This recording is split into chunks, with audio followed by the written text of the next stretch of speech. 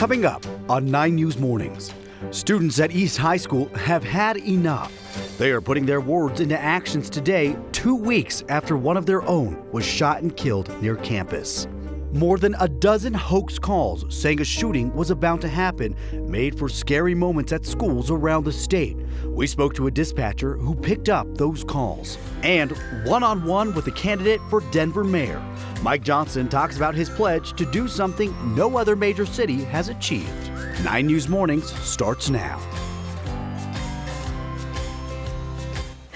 Good morning, everyone. Happy Friday. Corey, Jordan, Ed, and Erica with you. Yeah. Friday. Yay. And the real Friday. Yeah, I know. Sad for you. You thought it was yesterday. The full Friday. That's Friday. That's right. Good morning, everyone. And to top it all off, the weekend's looking pretty nice. It is looking pretty good. We got to get through this afternoon. We might see a few rain and snow showers. Really not a big deal here. And Saturday's going to be kind of a cloudy day. But then I think Sunday turns out to be the pick of the week. All right. And the weekend. That's right. So as far as the weather goes, 44 degrees yesterday. We're going to be in the 40s for today. Chance those rain and snow showers late in the day. Clouds tomorrow. But I think Sunday is going to be a pretty nice day. Let me show you what I mean. Right now, we've got 30 degrees with a 59% humidity out at the airport. We do have a few clouds drifting across the state. They will kicking off some snow already, but they will continue to increase it as they do this afternoon. Maybe some rain or snow showers changing over to snow. Doesn't last long. Maybe we get a quick hit out of it, maybe a half inch, maybe an inch in some places. And then we see maybe partly cloudy skies early tomorrow, but by afternoon, we're back into the cloudy skies for your Saturday. So the forecast, mostly cloudy skies today, 46 degrees with those rain and snow showers by afternoon. Partly cloudy overnight, but the clouds move right back in on your Saturday with 48 degrees. And then Sunday, partly sunny skies and 55. Monday, we're at 41 degrees under partly cloudy skies. Then another system comes in, gives us cool and unsettled weather for Tuesday, Wednesday, and Thursday. That means temperatures in the 30s and a chance for snow each of those days. Ed, thank you so much. A look at the drive out here. Pretty quiet start on I-25 and 20th Street. That's where we're looking here from CDOT. No major issues to report across the metro at this hour. So we'll take a look at how your travel times are shaping up. So far, so good on 225 both directions. In the green, no delays to report there. Commuting into Commerce City, quick 10 minutes on westbound 76. Traveling between downtown and the Denver Tech Center and the Tech Center and downtown on I-25 north and southbound. Only going to take you about 14 minutes, and you're looking at a very quick 17-minute ride from Denver into Boulder on westbound Highway 36. Erica, thank you. Hundreds of students are expected to walk out of East High School in Denver later this morning. This comes just days after a 16-year-old student died after being shot near the school's campus. And as reporter Courtney Yoon joins us live now, and Courtney, students say they feel unsafe right now. Yeah, good morning, Corey and Jordan. On February 13th, 16-year-old Luis Garcia was shot near East High School. There is a memorial that students, faculty, and staff built for him yesterday just behind me here at East High School. Later on this morning around 8 o'clock, students are expected to walk out of class, and they say that they're demanding action on gun safety legislation. Students, staff, and neighbors dropped off flowers and other mementos to remember Garcia. His teammates on the soccer team put together red shirts with Garcia's number and the slogan, quote, Angels Against Gun Violence. Since the shooting, East students have been asking leaders of Denver Public Schools and the Denver City Council to do something to stop gun violence on their campus. The group's Mom Demand Action and Students Demand Action say students will walk out of school in a few hours and head to the Capitol to meet with legislators. Students feel really unsafe right now, and we're just tired of having to speak up. We want the adults to do something within our community.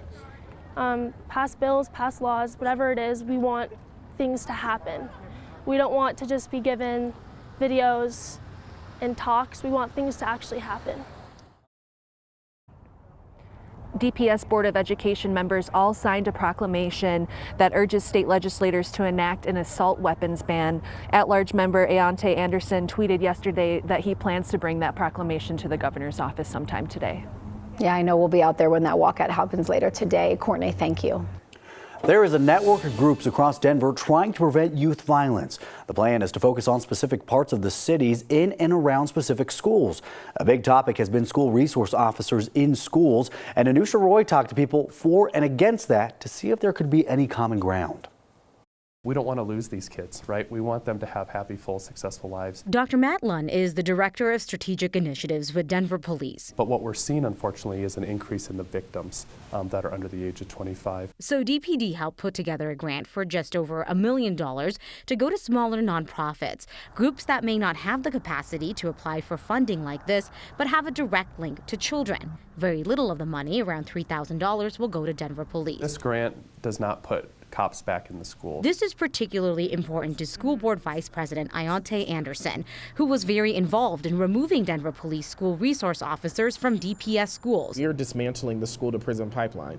We're not over-identifying black and brown students to go into a criminal justice system. We need to understand how the community feels about these interactions and find ways that we can find common ground. It doesn't mean that the Denver Public Schools doesn't have a relationship with the police department. We have a strong partnership with police. I'm proud of that. The proposal would use money to create safety plans for 6 schools, including Emily Griffith. Any resources we can give to these smaller schools that may not have the same level of attention that our larger schools may have, we should be figuring out how to seize those opportunities anytime we get them. And provide mental health and substance misuse counseling for students and family, and with the help of groups like Resolute Youth Services. Funds a full-time clinician, which then allows that clinician to be creative. It's not about getting a client in front of you and having a billable service. But why we're seeing this trend is hard to pinpoint. More and more young people are either directly connected to somebody that has passed away or have heard about it. You heard kids from East High School talking at City Council a little over a week ago, and they say they're scared and they're afraid to be at school, and that's really unfortunate. And one of the outcomes of that is people feel like they have to carry firearms. That's our Anusha Roy reporting. Now that barely touches the surface. There are socioeconomic factors and basic needs that still need to be met. The proposed plan would also help families navigate the court system.